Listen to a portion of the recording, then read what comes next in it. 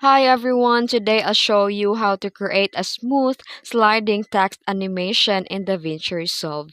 Let's get started. First, go to Fusion and create a text plus node to start our animation. Now type your text in Inspector and enable follower effect by right-clicking the text box and selecting the follower. Next, go to Modifier, then Shading, and keyframe both opacity and position offset X to create a slide-in effect. Now, move back to 3 position, set offset Y to -3 and reduce opacity to 0.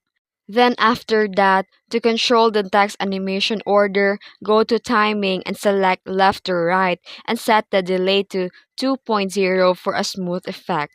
Then click on Spline and select Text 1 from the menu. Click the zoom to fit see the keyframe curves and hold Ctrl plus A to select all the keyframes. Right-click the curve area and ease out cubic. And that's it. You've created a smooth sliding text animation in DaVinci Resolve.